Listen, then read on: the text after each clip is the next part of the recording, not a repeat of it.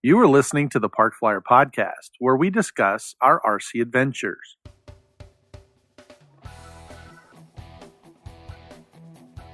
Welcome to the Park Flyer Podcast, where we discuss the ups and downs of the new RC Flyer. Join your hosts, Michael and Jay, as they take flight at the park. Now on with the show. Hi, everybody. I'm Jay Neely, and I'm going to be hosting the show for Park Flyer Podcast tonight. And as you can see, there's three of us, but Mike's not here. But Mike is here, and we also have a special guest. So, Mike, would you like to introduce yourself? Since we haven't seen you. Sure. Hi, I'm AK Mike. And I'm Jay from the hills of Texas. And our special there you guest go. for tonight is Doug Leroy. Yeah, right. We need echo. Leroy. And he's going to be with us tonight talking a little bit about an upcoming event. But before we get to that, let's stop for a commercial.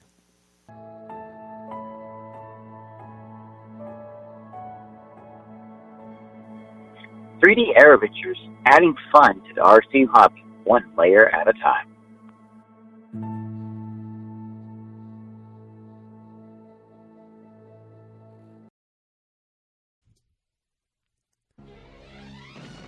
Feeling weak and powerless? Sounds to me like you need A-Power batteries. When someone needs the best, they always choose the A-Team. A-Power batteries. Get on the web and get yours today. All right, we're back. Hey, so once again, we'd like to introduce and welcome back Doug, our good old friend from North Carolina. And Doug, what's been going on? I mean, I just got to say, baby, I'm back, right? I mean, you're back. You guys are back doing going to be doing a great event. We missed you last year. What's been going on? Well, that's right. We're back this year. We're planning our Wings Over Spring event, which we obviously, like a lot of folks, had to skip our event last year. So this is our fourth annual charity event benefiting Meg's Smile Foundation, which is a local charity here in Holly Springs, North Carolina. And we've been planning it, and knock wood that there won't be anything that'll disrupt our being able to have our event. And I think I don't anticipate anything happening. We're well into our planning, and we've got a nice slew of vendors lined up that have donated a lot of nice raffle prizes. So we're really excited to welcome everybody to Holly Springs for a good fly-in on Memorial Day weekend. I'm sorry, Labor Day weekend. I don't know if I don't know if me showing up's going to be a disruptor. I mean, I plan on being there, so I don't know if that's going to disrupt things positively. It's going to disrupt a lot of stuff. That's right. So I'm not going to wear that yellow shirt. I'm leaving that at home. The last time we was there, I wore this yellow shirt, and some of you might know this already. I wore this yellow shirt, and I don't know what kind of bugs they were, but they were all over around me and stuff. But interestingly, they didn't fly in front of my face, which was cool because I can actually fly my plane that way. But everybody was like, "Dude, you were getting swarmed," and I was like, "What are you talking about?" And then I turned around, and there was all these bugs right there. You're like a flower. I doubt that, but I get it. Yeah, I get the attraction. So for doing the event this year, and now that we're in I guess it's post-COVID time, so has the city, township given you guys any jazz about, having groups of people together having fun? I have no idea. Nope. They're completely supportive. In fact, we're it looks like it as best I can see, it looks like we're going to be a pretty normal fall. We've got the Wings Over Spring event, which is Labor Day weekend, Saturday of Labor Day weekend. That's our big fly-in. In October, there's a huge town celebration called Holly Fest, and we'll be doing buddy box flying there. So we've already got our vendor tent and buddy box station set up for that. And then in November, we're doing a try and fly event through Parks and Rec. It's our first official one through the Parks and Rec department. So folks that are residents can sign up through Parks and Rec and come experience RC flight, and that'll be in November.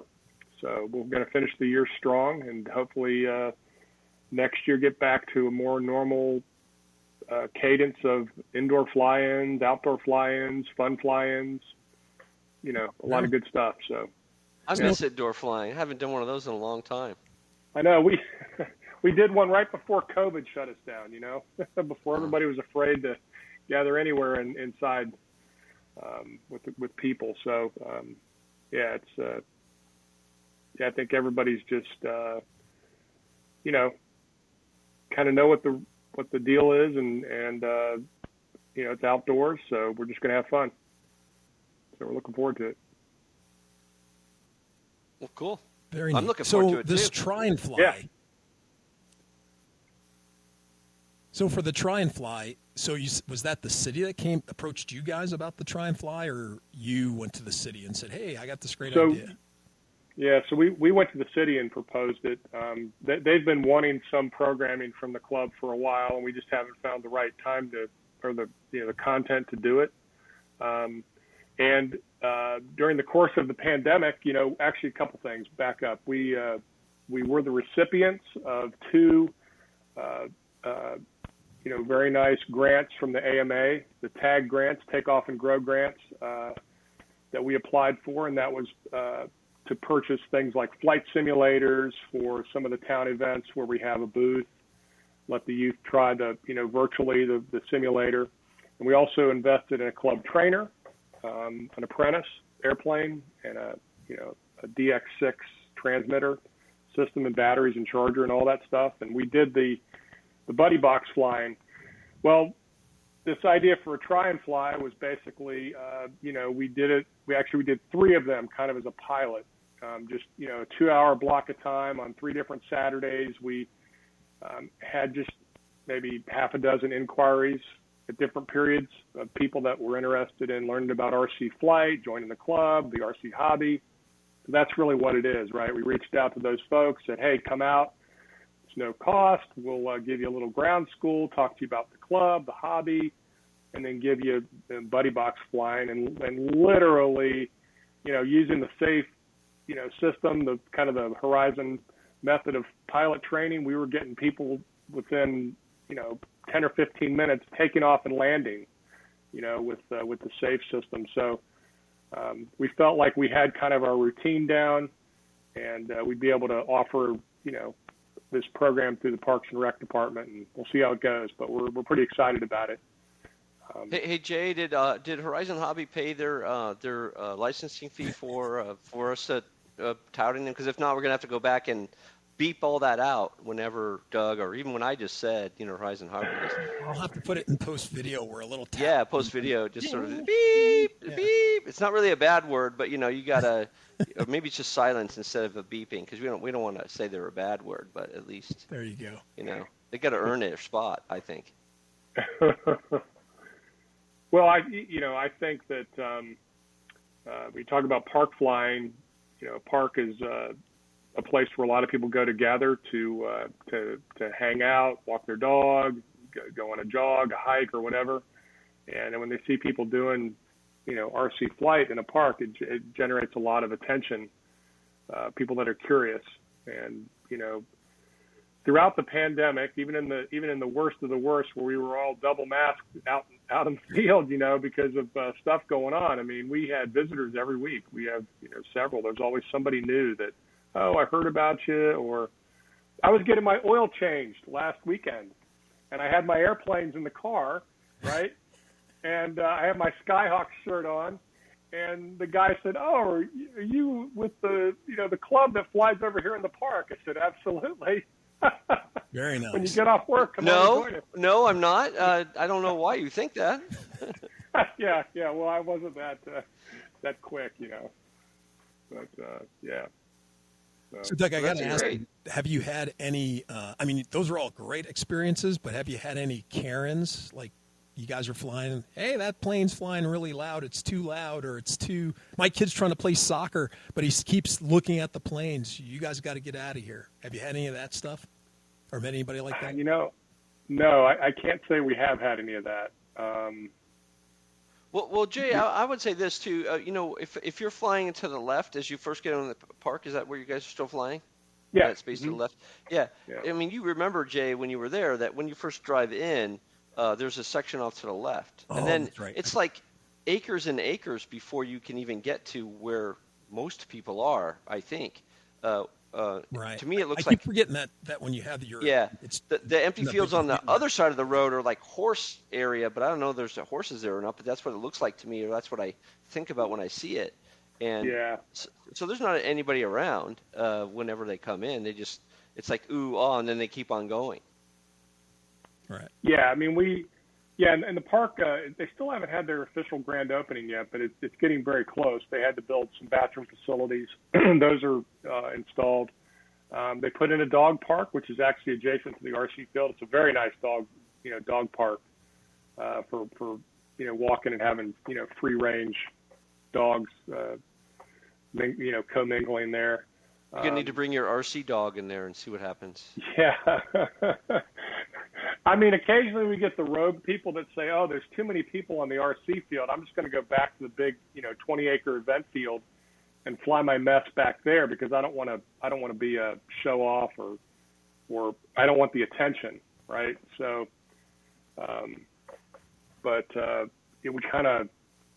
we don't get up in everybody's grill about all that stuff. I mean, there's park people that'll redirect them back to the RC flying field. But, we're as good stewards of the club and of the facility in the area, we're going to follow what we've got and promote it quite heavily. So, yeah.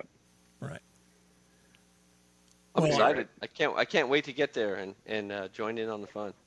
Yeah. We've had pre-registration out there through Eventbrite for a few weeks. We've got a few people sign up. The online signups kind of always lag the on-site registrations, but good gosh, when I pushed out a couple of promos on it, I mean, we got probably 100 hits back from people checking it out. So I know there's interest there. I'm just hopeful that folks, do decide to venture out. I know that some of these events, there's attendance. People are, they love the fact that we're back in event season and, again, living with the pandemic, but, having fun, right? Not letting it control us and just being able to, enjoy ourselves outside and enjoy our hobby. And so I don't anticipate any disruption of that. I think the Parks and Rec has been they continue to be very supportive of us and what we do, and they really are. They're great to work with. So I can't speak more highly enough of the town where I live and where our club is. Home. It makes me want to move there. I'll be honest with you. Other than the fact that I like Texas so much, I probably would. But you said something about controlling us, and I kind of want to go back to Jay and Mike talked a little bit about. Some of the new rules and things that are going on with the FAA, I guess it is, right? Yep. And that they're doing all kinds of stuff. Now, one of the things that struck me as I was listening to the podcast was he was like, okay, chapter 3. I was like, what is this, like a friggin' novel? I mean, how many chapters does this thing have? And, I didn't go and look at the specifics, and Mike laid out a lot of what I thought would be the detail that needed to be looked at. But at the same time, it's 3 chapters long. I don't, is it 100? Is it like War and Peace, or I don't know how thick that thing is. No, it's not quite as long as War and Peace, but it might be as dry though. I understand. It's not like a good read. It's But one of the things he said at the end there, which kind of struck me, was he said it gets to the point where people don't want to do it, fly RC, and. You know what? I kind of feel the way he's talking about. Like, I don't want to do this anymore. Like, I don't need to deal with this regulation. And then it hit me. Is that maybe that's what they're trying to do? That they're making it a big enough hurdle where people just think it's so overwhelming to do that they don't want to do it anymore.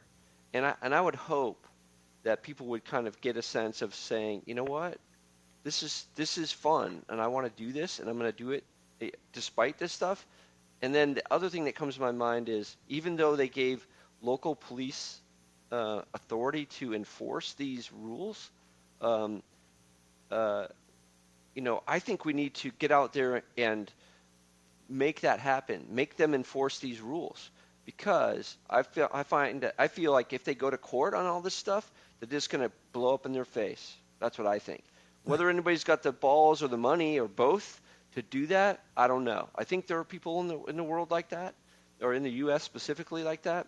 I think he referred to XJet, and he talked about that stuff. I know they deal with that stuff too. It's just at a different level and a different way. But I listened to XJet's video too, and I thought, you know what, he's right. If we just lay down and let this happen, that's how stuff like this, gets out of control. And so on the one hand, I feel like this is, I'm frustrated and I'm upset that all these rules are in place and I have to follow, theoretically follow it. They've got me afraid to even turn my airplane on because I might get, because I turned it on the ground and there was a guy standing behind me that I didn't know about. I'm being reckless and now I'm going to get a ticket or go to jail or whatever. They didn't even tell you, right? And so it just created a lot of fear. And I feel like when that's happening, when I feel a lot of fear without real reason and logic to feel that fear, then somebody's doing something wrong. That's how I take it. Yeah, I guess I went out and I knew that this AC was out. I don't recall and I might have missed some communication with the AMA on it. I probably have, and that's too bad. But I really didn't.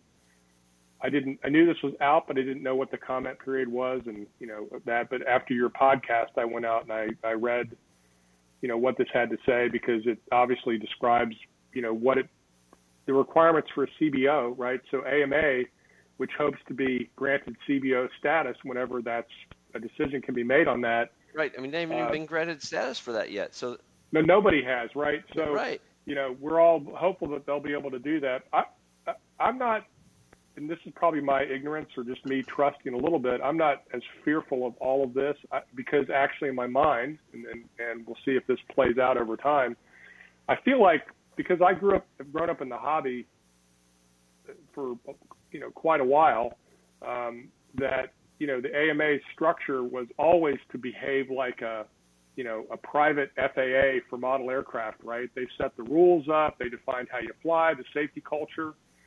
And when I got back into the hobby in 2013, after being out of the hobby for about 12 years, not flying actively and not really paying attention to what's going on, the technology leap that came to where you could just go out and buy, a quadcopter. And that was like the first thing I bought when I got back. I was enamored with a camera, right? That I was going to fly a little camera up and take a photo of myself or a video from 100 feet in the air. I thought that was so cool because I never got to do that with my airplanes. I never did that. Because they hurt when they hit you. Yeah. Well, that's the other thing is here I've got this little thing that weighs, I don't know, a few hundred grams that when I got it above my house, I was kind of nervous that, something might happen to it. It would fall and hit something, it's not going to cause a lot of damage. It doesn't weigh much. But then you start reading about, people are flying a DJI Phantom over a crowd or they crash or they let it fly away. And that doesn't bother them. I mean, I got a pit in my stomach because I felt responsible, but that's how I grew up. So that's, what I wonder with these regulations, to me, I'm accepting of it because I kind of grew up in that culture of where the AMA came from, right? But other folks that entered the hobby didn't have any of that framework. So to them, it was more of a, hey, I should be able to fly this thing wherever I want. Well, and, because they just went and bought it in a store, right? I mean, a store. They just went in the store. Hey, look, this is on sale. That's kind of cool.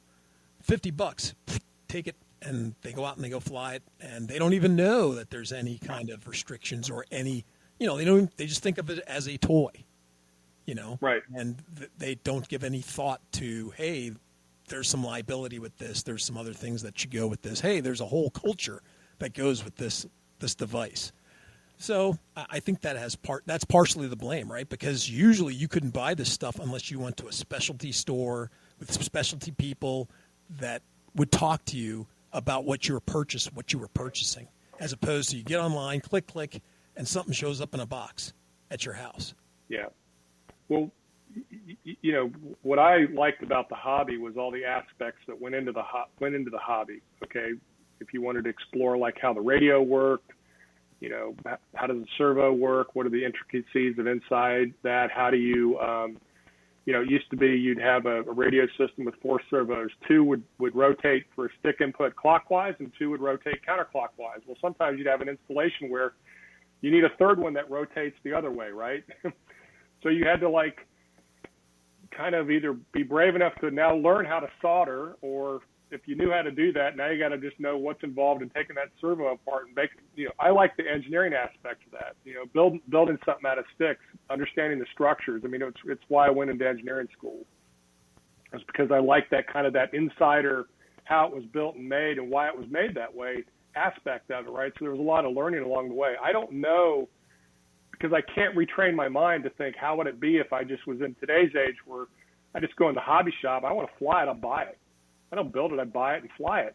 And when I'm bored of that, it goes on the shelf. Maybe I sell it to somebody else. Maybe I just don't do it anymore. And as Mike's saying, I think that's, that to me is what over time maybe erodes the hobby. At least the hobby, how I define the hobby and how I've enjoyed it through my life. Right. Well, I guess you can go both ways. On one hand, it's so easy, right, to get into the hobby and learn how to fly, just like your event that you have coming up, right? People can show up, have never flown before, but because of the electronics that are in that system, it can allow a beginner who doesn't know left from right, right from left, with some basic instruction, can land the plane, is flying the plane and can land it within just a short order. Where think about how long it took you, and how many crashes and how many rebuilds did it take for you to learn how to fly? More than a summer. More than a summer. Exactly. So, on that aspect, I think that's a great thing, right? Because somebody can come in nowadays, right, for $100, $150, and they can get into this hobby and have fun and learn how to fly, and do all right and be successful. On the other hand, because the entry point to get in is so low that somebody will go, hey, like you said, a DJI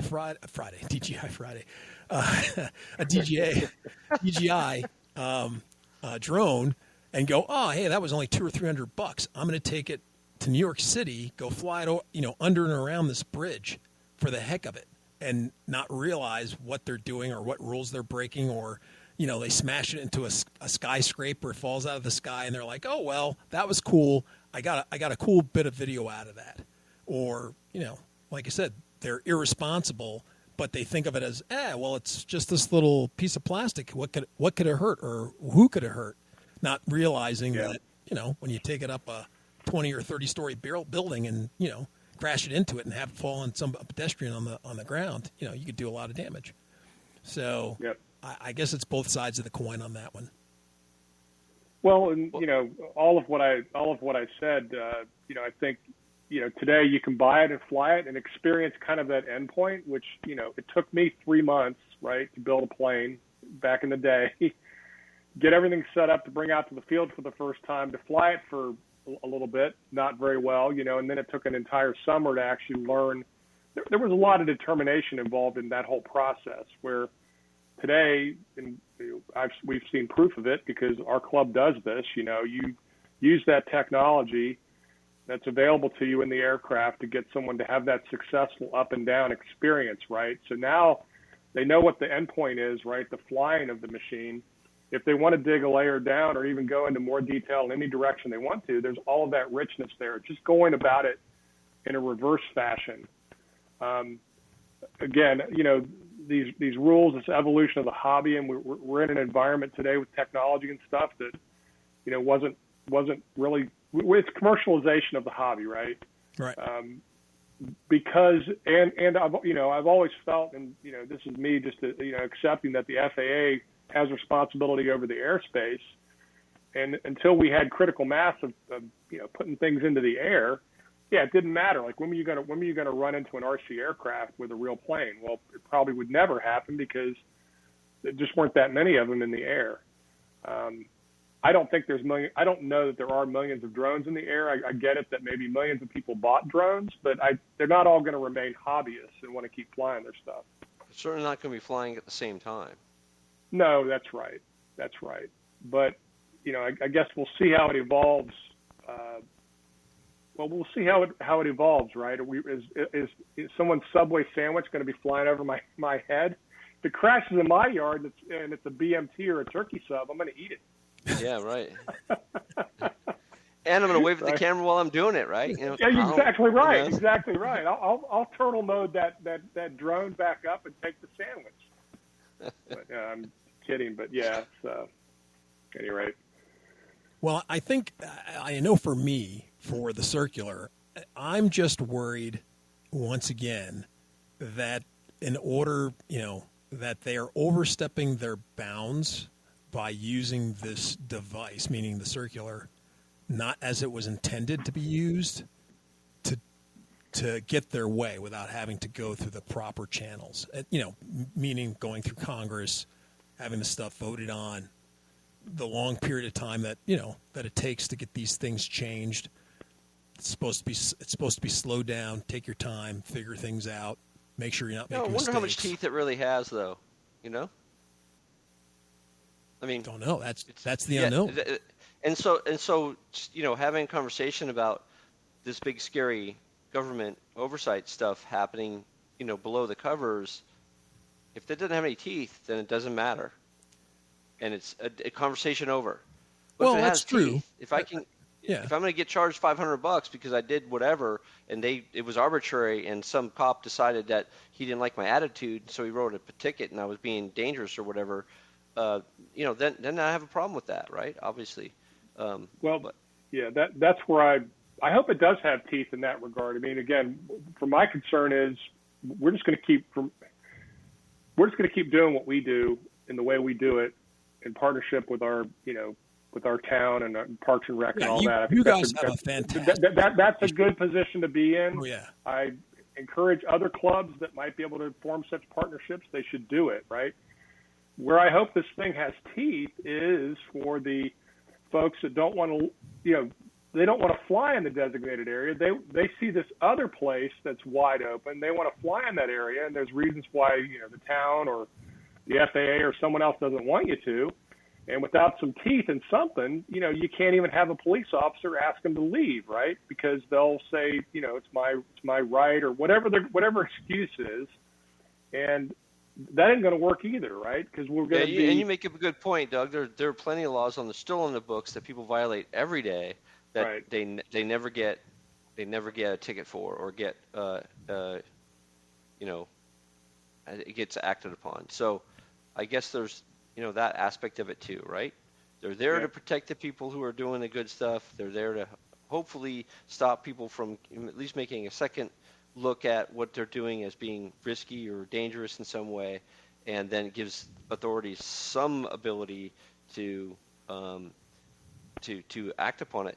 I think the challenge I have, and we've seen it over the last couple of years, is that authority has gotten a little bit out of control in some instances, and I get it. It's not every time. It's not all of them, but they're still out there, and so I don't want that to increase. Give them more avenues to increase that ability to do that too. So there's got to be checks, and there's got to be ways. And Jay's point about the process not being followed by doing what they're doing. This what is it called? Regulatory what? Not discrimination. Regulatory. Indirection. Regulatory. Indirection. Yes. Yeah, and that process that's bad. That's just generally bad. We didn't. Our country didn't, become what it is from regulatory indirection. They did in some aspects. You can see it in some places, but we didn't. Most of the laws weren't made that way. Well, this might just end up like CB radios. So yeah. So if you guys remember, back in the 70s and everything, the FCC said, hey, if you're going to be broadcasting on these bands, you got to get a license, you got to do this stuff, you can be fined, blah blah blah. And then Smokey and the Bandit and another movie came out, and CB radios. Cannonball Run might have been, but it was right in that time frame, and so the FCC was like supposedly cracking down on, people who weren't licensed. And then those things came out, and then everybody had a CB radio, and then it just blew the government. The the government couldn't keep up with or do anything with the slew of people that had CB radios and that weren't, And in the end, the incidents where they were worried about, well, this could happen, that could happen, while it happened occasionally or once or twice so that the news could just really go for it, over time it stopped or it wasn't really that critical of an issue. So. Well, yeah, my guess is, the moment this is finalized, the moment there are actual teeth in the law where somebody can actually be charged with something, is probably when we will see someone or hear someone has been charged in a public way. I don't believe that, law enforcement has the time or this is a big enough problem that they're going to be like going out and harassing people flying models in the park. But I think to set an example, right, there's probably somebody that's going to be rogue and is going to get themselves crossways and become the first person that's fined heavily for doing something they shouldn't be. Well, right? I know people who drive without insurance, right? I know people who drive without their permits that the state requires of them to have in their cars. I know people who drive without a license plate on their car. I mean, people do illegal stuff all the time, and sometimes they get caught, and sometimes they don't. It's the risk they take, as you're pointing out. I don't do that because I don't want to pay the ticket. I wear my seatbelt, one, because I think it's a great idea. Two, I don't need a ticket either. So, I get what you're saying, Doug, and I do support that. But I'm just my concern is that there's going to just be overdone, and with the vagueness that's here and the way that they're able to implement new rules, that vagueness is a problem. It needs to be defined. Yeah, and I guess the other thing too that I always had a problem with was we require this technology in order for this stuff to work. But we don't have this technology, but they're required, it's kind of like we're requiring you to have this. So, and so we're writing regulations for a technology that hasn't been, implemented yet. It doesn't exist. And we're writing legislation against that, something, so we have no idea how it's going to work, how big it actually is going to be, how expensive it's going to be. But you're saying that I require you to have it. It seems kind of, ridiculous in that sense. So, yeah. Well, again, you got to get a CBO recognized. These FAA recognized identification areas, FRIAs, have to be established. Right, that's the only way you'll be able to legally fly without the technology that doesn't exist that you're talking about, Jay. Right. On your aircraft, we'll just have to see how this unfolds. Part of me thinks that, people that aren't hobbyists, right, but were charged with writing the rules for hobbyists, they hear in the AMA, but they put their little spin on it, right, because they think they know better, but they're not hobbyists, so they're not biased with our flavor, right? We know how we control ourselves. I don't fly missions beyond line of sight, to places unknown, right? Because I'm concerned about the safety of others with something I'm supposedly controlling and flying through the air, right? But I wonder, is some aspects of the newness and neatness of the hobby that got all these people interested in drones and stuff, maybe that's waning, and it's not even seen here, right? Like these are all hitting the deck, all these rules and regulations and all this teeth. And the big bulk of people, they've moved on, The hula hoop's dead or whatever the fad is, right? They've moved on to something else. Maybe it's the one wheel. You should have a show on the one wheel. Yeah. You know what I'm talking about? Yeah. The skateboard that ain't.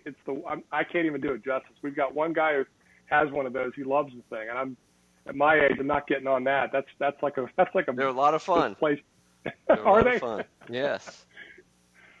So, at any rate. So, on a fun note, so Doug, any new builds this summer or for the beginning of the year? Builds like models. Models, actual, something we're supposed to do. Yeah, I know. We're supposed to build. No, I've not. I've not. You know, after you guys did your podcast talking about the Consendo, right? Consendo. Yeah. Oh, yeah. Glider. Right. Yeah, I bought a used one off a club member, and I've enjoyed that. That's nice. I didn't have a big glider, a speedster glider, a hot glider. What's it? A hot liner? Well, it's hot more liner is what Mike calls it. Hot liner. Yeah, warm liner. No, but I haven't really been building anything. How about you, Jay? I've started a lot of projects, but I haven't finished many. That's the terrible thing about me. I start something and then I'm squirrel, and then I start something else and then squirrel, and then I have all these three-quarter projects that need to be finished. So, are they all behind you on that shelf? Because it looks like that could be like a progression of partially assembled aircraft back there. Basically, I got part of a glider there, and then I have a mini stick that's sitting down there that just barely see it.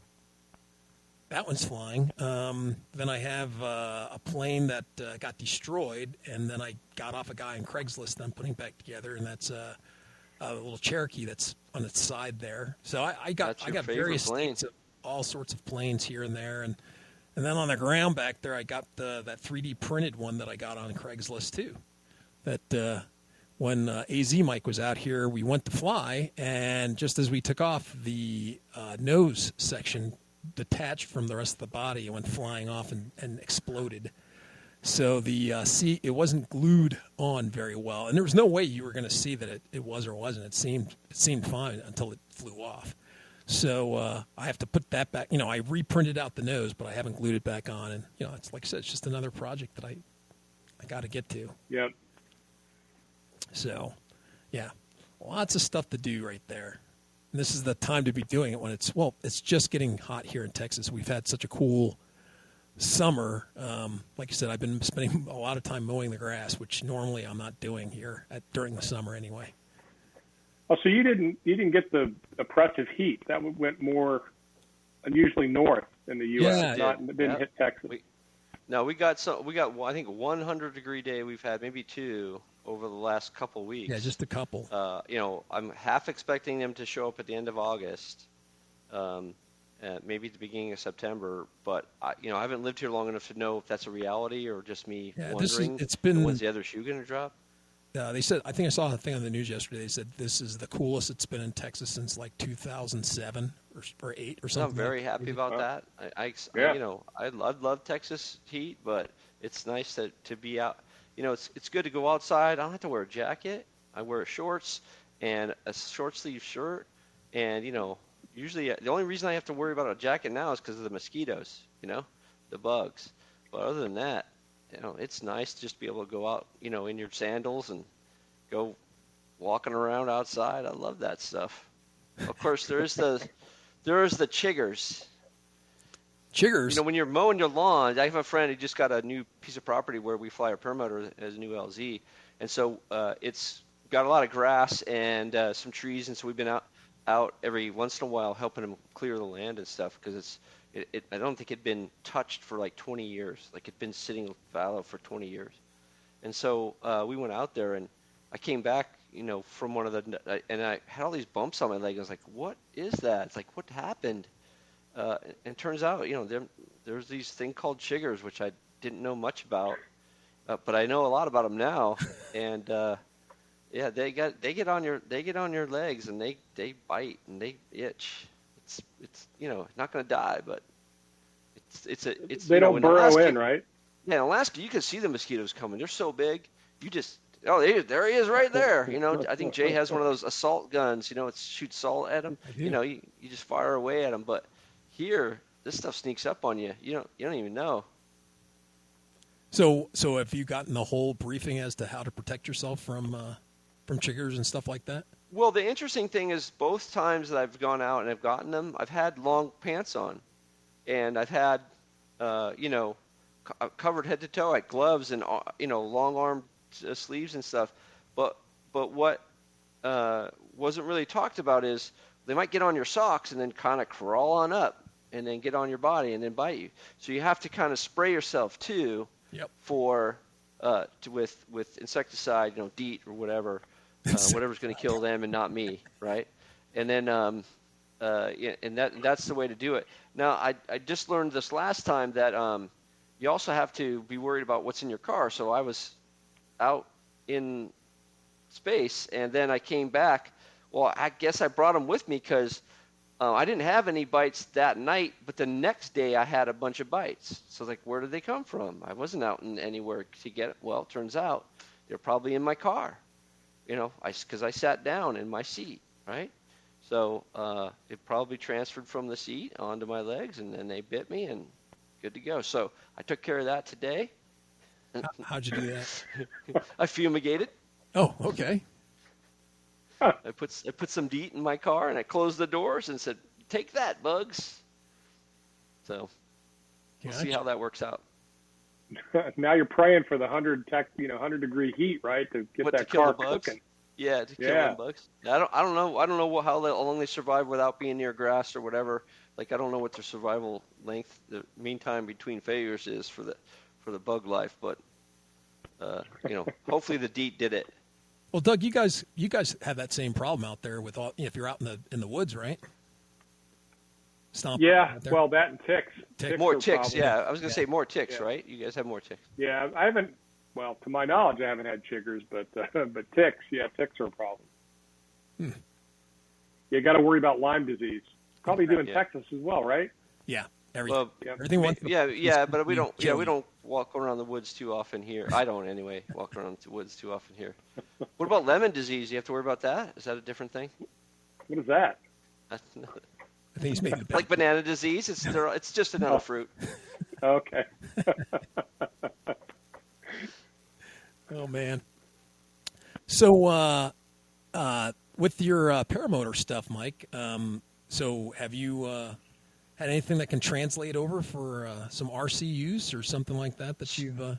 So recently I printed out what I'd call a low idle tool, because like where the low idle is, if your engine's hot and you have a screwdriver that could fit in there, the problem would be, one, you might touch the muffler because you're too close to it, because most screwdrivers aren't the right size. Two, the tip of it will slide. If you have a slotted screwdriver, they don't always stay in there, and so you're dealing with the hot whatever. You burn yourself and you move your screwdriver, and that's it. You got to hassle your way back in there again. So I made a tool that will fit over the slotted end of that low idle, and you press it on, and it stays on there with pressure, and then you can rotate the low idle as you need to. And it's got a little tick mark there to show you how far you've turned it, so you know. You don't have to remember. It's like, oh yeah, it started here, I turned it here. And I was thinking, that could probably translate over for guys who do gassers, right? Because don't you got to get your fingers in there, like reach in there and try to turn the. I don't. Jim, when he was adjusting the idle and everything else, and of course he had the shortest little screw or shortest little thing to grab to turn. It was this teeny tiny thing, and I'm just like, gosh, the prop's moving 10,000 RPM, and he's over there trying to grab this little thing with this, with a prop you can't see, and I was just nervous. He did it perfectly safe. All the years he's been doing it, but it just made me, Mr. Safety, I was just kind of biting my nails while I'm sitting there watching him do it, and I was just like, oh my gosh. So I could probably make an extended version of my tool that fits, most of those idle I can definitely see that coming in handy. Yeah, it didn't take me very long to design it. It just has a fat end, so big old fat fingers. I can actually turn the thing instead of having trying to grab onto it. Right. And then a nice thin rod to go touch onto the throttle adjustment or whatever. Plus I like the idea that it's plastic. So if by chance you messed up and hit the prop, it's just gonna break it up, and you don't have to worry about. Yeah. Or swipe it away anyway, right? Exactly. Maybe it'll survive it, but it won't be your finger. That's for sure. Yeah. Oof. Yep. Couldn't imagine. Yeah. So I think that could be a definite crossover from that. Yeah. Well, if any of our listeners out there who's been 3D printing and you've been making tools for your RC stuff, hey, look us up on Facebook or hit us up with an email and give us some info as to what you guys are building or making or any kind of safety tools. We'd love to hear it. Yeah, that's cool. Speaking of which, I take it, Doug, you haven't made any with your 3D printer. You haven't made any tools or safety tools for your hobby out there. No, I did.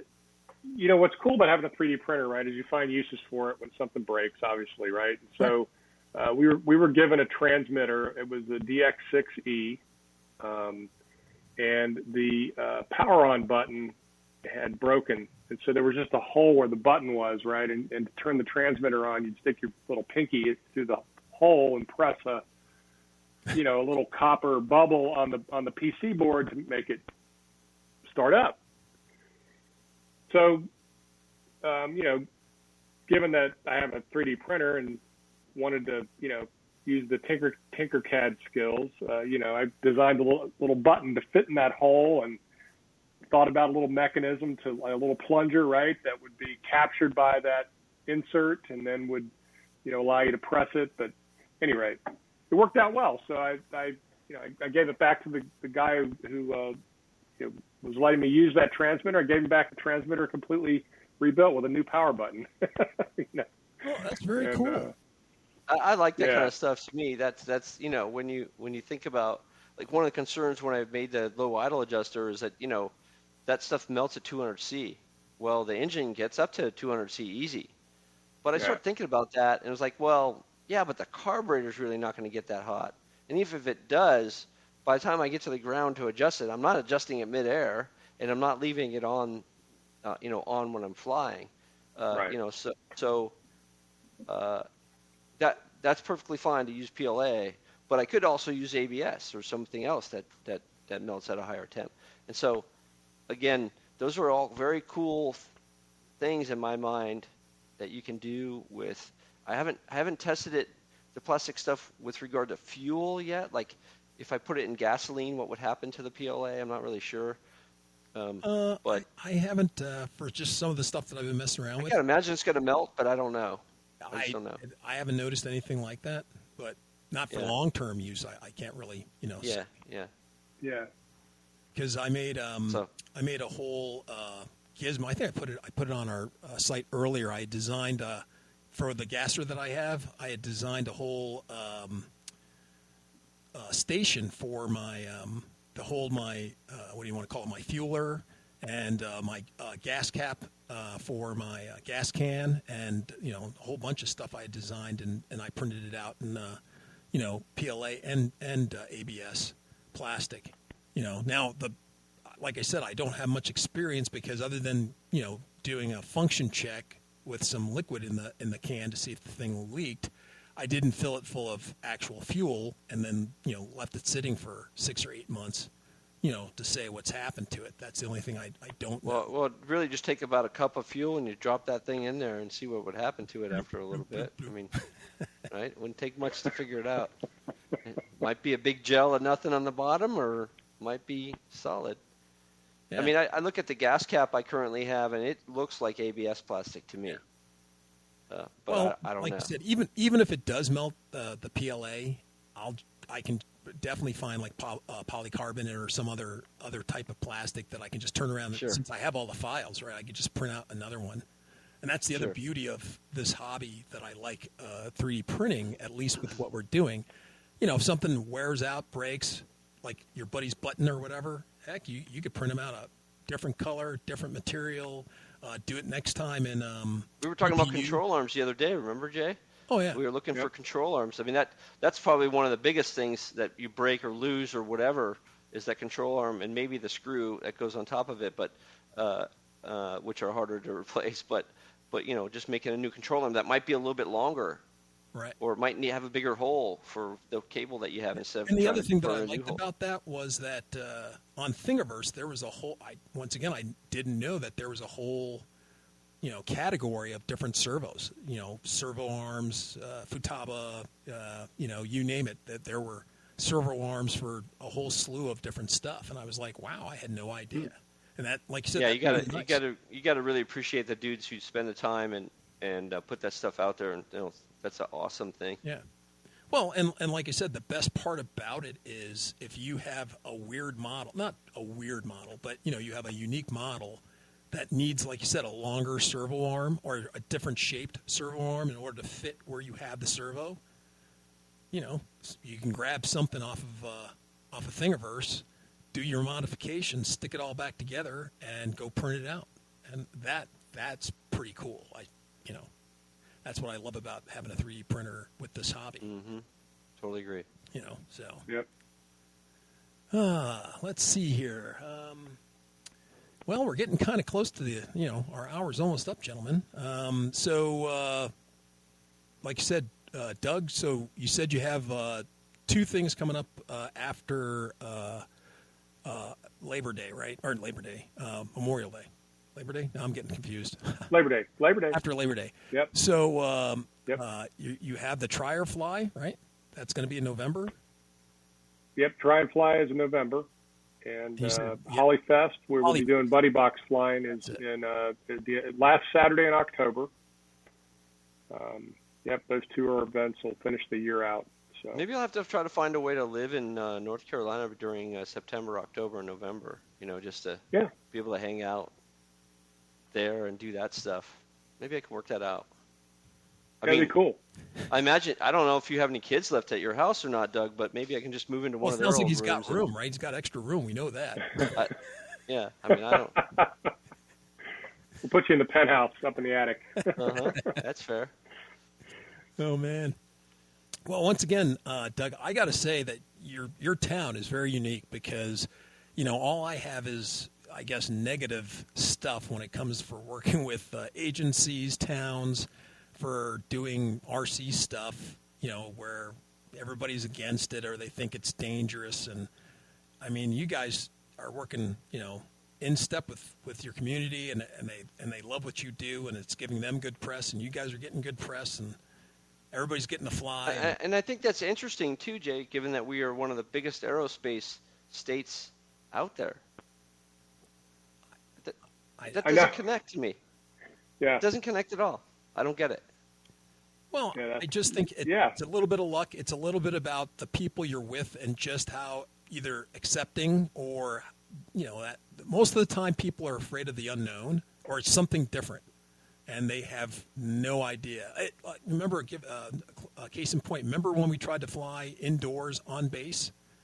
And I went down to brief. I had to go down there and brief a couple of generals or some officers, and they were like, "You want to fly?" They were like, "You want to fly these big gas planes in the B-52 hangar?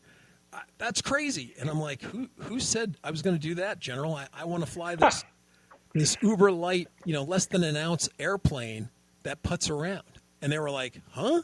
No, I thought you wanted to fly something like Control Line, and the things are going 500 miles an hour." And I'm like, "No, see, they're small and they're tiny and they weigh nothing."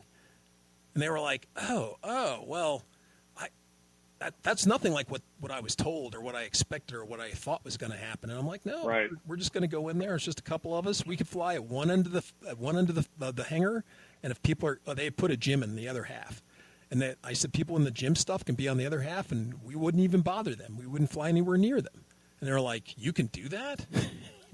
They had no idea. They just thought we were going to bring in planes from, outside, 40 inches, and just be zipping them around inside there. So, it took some doing. We finally got to fly in there, but, it just was, we just started having a conflict of interest of, people when we could fly, and I still had some things that people, the problems with, as you call them, Karens, "Oh my gosh, they're flying these planes and we're trying to run around the track and this thing was flying over my head and, my kid was trying to work out and he kept looking at the plane flying and these guys are just, they're just doing this crazy stuff." We're dangerous, evil people, Jay. Mm-hmm. Well, yeah. No, right. Everybody knows that. Absolutely. So yeah, it's very refreshing to hear that you actually have guys that they're willing to work with you, and like you said, I know these are going to be big successes, and they're going to be a heck of a lot of fun, and it's just going to bring you guys even a little bit more fame, and everybody wins. That's the part that I like about this story, is everybody wins. The people that come to watch, they win because they get to watch this fantastic hobby. The town wins because now they have a resource that the taxpayers are paying for that are it's drawing more people in. Everybody's getting to enjoy this park that you built, and you guys are getting more people joining up with the club, and you actually have some youth that are coming out and flying with you. That's the biggest thing that I just see that's lacking with a lot of clubs. I mean, all the guys look like us or even older. It's very rare to see somebody who has all their hair. I don't know. Yeah. Excuse me, kid. Come over here. We're going to shave your head. Exactly. You don't fit in here. Initiation. We got some gray paint. Come on over here. We're going to spray your head. Just make sure. That's right. You to fit in. Yep. Oh, absolutely. So, anything else you want to say to everybody while you got this open platform here? Times, places to come, things to bring. Well, if you're anywhere near North Carolina, or specifically the Raleigh-Durham area, or Holly Springs specifically, Labor Day weekend, Saturday, September 4th. Gates open at 8:30 a.m. Flying starts at 9, and we'll be there till 5. So come join us at Wings Over Springs. And we'll have food on site, plenty of giveaways, and we'll be raising money for Meg's Smile Foundation. It is a good time. Do you want to give a quick input as to what the whole Meg's Foundation is all about? Sure. So Meg's Smile is a local nonprofit here in Holly Springs. Meg was the daughter of the founders of the Meg Smile Foundation, and basically what they do, their daughter had a very rare form of brain cancer when she was very young and passed away, and so they created a foundation in her honor to basically provide experiences for basically terminally ill youth in North Carolina. So it's they're a local nonprofit right here in town, and when we founded our club, we said we want to adopt a charity as kind of ours that we help support, and Meg's was a natural one because of the affiliation with Holly Springs. And the founders are Jim and Terry Wassley, and if you want to donate to that, you can go to Meg's Smile, MEGSMILES.com, .org, and click on the donate button and provide a donation to a very good charity. So you can do that even if you're not going to fly or going to go hang out there. You can. Yep, and if you go to our website, we've got links for you to do that as well. Our Holly Springs Skyhawks is just hssrcg.org. And you can go to the events page, Wings Over Springs, and you'll see the buttons there to do all that stuff. True nerds right there. That's right. Awesome sauce. Well, gentlemen, like you said, our hour's about up. Any last takers for anything else that you'd like to put up to the table before we wrap it up? Going once, twice? Nope. I'm All good. right. Well, I'm Jay from the Thanks. hills of Texas, here with... AK Mike. And our good buddy from... Doug in North Carolina. There you go. Let's fly. You have been listening to the Park Flyer Podcast. Thank you for joining us, and we look forward to your next visit. Please give our show a star rating and review, and feel free to email us your questions, topics, or suggestions to parkflyerpodcast@gmail.com.